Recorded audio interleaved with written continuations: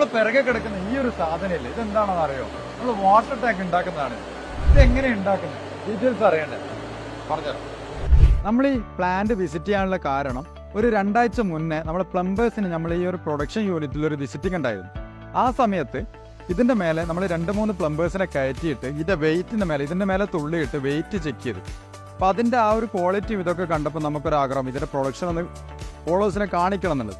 അതാണ് നമ്മളിപ്പോൾ ഈ വീഡിയോ എടുക്കാൻ ഇങ്ങോട്ട് വന്നിട്ടുള്ളത്. നമ്മളിപ്പോൾ ഉള്ളത് വെൽവർത്തിന്റെ പെരുമ്പാവൂരുള്ള പ്രൊഡക്ഷൻ യൂണിറ്റിലാണ്. ഒന്ന് ഒന്ന് തൊട്ട് നോക്കണോ? വേണ്ട, കാരണം നല്ല ചൂടാ. ഇത് നല്ല ചൂടുണ്ടാക്കി മെറ്റീരിയൽ ഉള്ളിലിട്ട് ഉരുക്കി എടുത്തിട്ടാണ് നമ്മൾ ടാങ്ക് ഉണ്ടാക്കുന്നത്.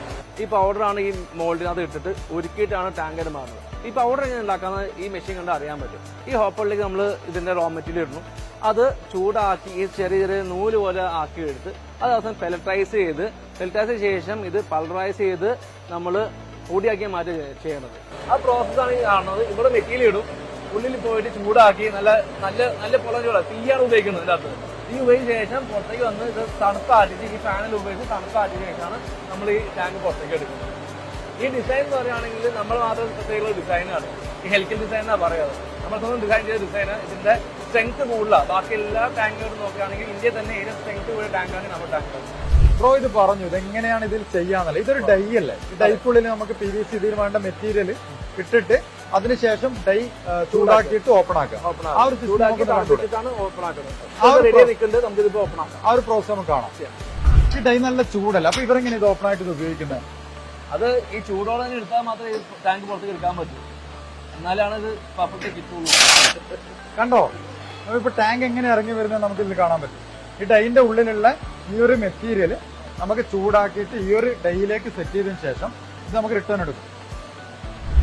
തൊട്ട് നോക്കിയാൽ നമുക്ക് മനസ്സിലാവും ഇതിന്റെ ചൂട്. ഡൈയിലിപ്പോ ടാങ്ക് നമ്മൾ ഇറക്കി കഴിഞ്ഞാൽ ഇനി എന്നാ ഇതിനടുത്ത നെക്സ്റ്റ് പ്രൊസീജിയർ? ഇനി ഇതിന്റെ ഫിനിഷിംഗ് പ്രോസസ്സാണ്. അത് ഇപ്പൊ ഉള്ളിൽ കാണുന്ന ഈ സാധനങ്ങൾ ഇത് ക്ലിയർ ആക്കും. സൈഡിൽ കൊണ്ട ബറോള് ഇതെല്ലാം ക്ലിയർ ആക്കിയ ശേഷം സ്റ്റിക്കർ ഒട്ടിച്ച് സാധനം കയറ്റി പോകും. വെള്ള ടാങ്ക് ആണെങ്കിൽ റാപ്പറും ചുറ്റി പോകും. ടാങ്കിന്റെ ഒരു പ്രത്യേകത അന്ന് നമ്മൾ നോക്കി, ഇതിന്റെ മേലെ നമ്മൾ 3ഓളം ആൾക്കാർ കയറിയിട്ട് തുള്ളിയിട്ടും ഇത് അനങ്ങിയിട്ടില്ല.